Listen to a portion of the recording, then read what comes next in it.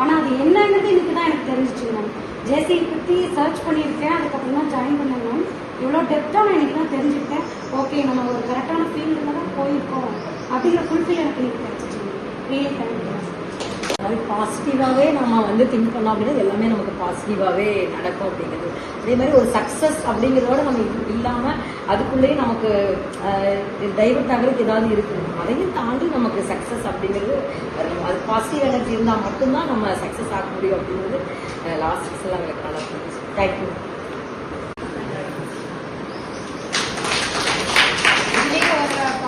என்னன்னா எங்க தோனியை தேசியில அதுக்கு இன்னொன்று நான் யார் யார் இருக்காங்கங்கிறது இப்போ நம்ம நிறைய தெரிஞ்சுக்கிட்டோம் மேம். எந்த அளவுக்கு நம்ம ஜேசிஐ வேர்ல்டு லெவலில் இருக்கு. நான் நினைச்சது இந்தியா வைஸ் மட்டும்தான் இருக்கு அப்படின்னு நினச்சோம். ஆனால் இப்போ வேர்ல்டு லெவலில் இருக்குங்கிறது இன்னைக்கு தான் தெரிஞ்சிச்சு. தேங்க்யூ. ரயில்வே ஸ்டேஷன்ல அந்த போர்டு இருக்கு.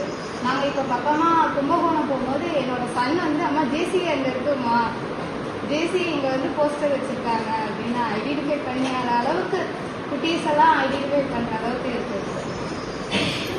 தெரிஞ்சுக்கிட்டேன். நான் ஆக்சுவலாக பிஜிடிஆர் தான் ட்ரை பண்ணேன்னா நீங்கள் சொன்ன மாதிரி இதெல்லாம் ஃபாலோ பண்ணேன். ஒரு சில இடத்துல நான் ஸ்டாப் பண்ணிட்டேன். அப்போ இது இந்த இப்போ சொல்லும் போது எனக்கு புரியுது. நம்ம கரெக்டாக அந்த ஹேபிட்ஸை இன்னும் கொஞ்சம் ஸ்டாப் பண்ணாமல் இன்னும் கண்டினியூஷனாக இருந்தால் கண்டிப்பாக நம்ம கோல் அடிச்சிருக்கலாம். அந்த இது எனக்கு தெரிஞ்சிச்சுன்னா ஸோ இனிமேல் அந்த ப்ராசஸ் கரெக்டாக சொன்ன மாதிரி பண்ணால் நான் அந்த கோல் அச்சீவ்மெண்ட் பண்ணிடுவேன். பற்றி எனக்கு தெரியல.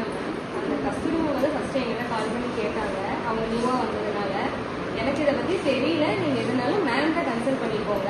நீங்கள் 2-3 பேரை கேட்டால் அது சரியான நமக்கு அது தகவல் கிடைக்காது. நீங்கள் டேரெக்டாக மேம்கிட்டே கன்சல்ட் பண்ணிக்கோங்க அப்படின்னு சொல்லி சொன்னாங்க.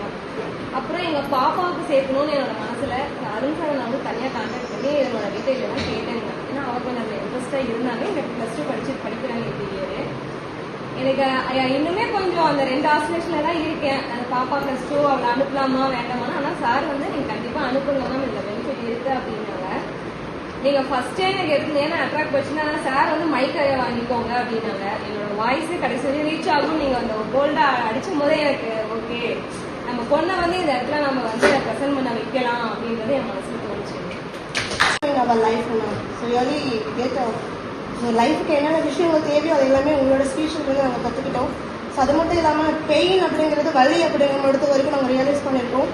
அந்த பெயின் இவ்வளோ ஸ்பீடாக இருக்கும் அப்படிங்கிறது அந்த பாசிட்டிவ் ஆட்டிடியூட் அப்படிங்கிறத நாங்கள் லேர்ன் பண்ணிக்கிட்டோம்.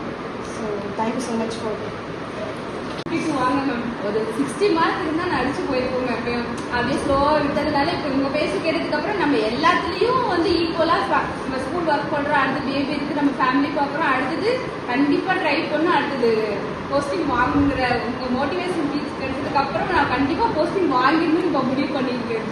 உங்களால் மேம் நிறைய சொன்ன மாதிரி எல்லா ஒர்க்கும் எல்லா பிளானிங்குமே எல்லாத்துக்குமே இருக்கணும். ஆனால் ஒரே வேர்டு மட்டும் நம்ம யாருமே ஃபாலோ பண்ணணும். ரெகுலர் அந்த வேர்டு எல்லாருமே மிஸ் பண்ணுவோம். அதை மிஸ் பண்ணாம ஃபாலோ பண்ணோம் அப்படின்னா கோலாகட்டும் எய்மாகட்டும் எல்லாமே அச்சீவ் பண்ணலாம். அது என்னுடைய சர்வன் ஸ்கூல் சர்வம் ஸ்டாஃப்ஸ் கிட்ட அந்த ரெகுலர் வேர்ட்ஸை மட்டும் எல்லாரும் ஃபாலோ பண்ணிக்கலாம் அப்படிங்கிற ஒரு இதை நான் சொல்லிக்கிறேன். தேங்க்யூ.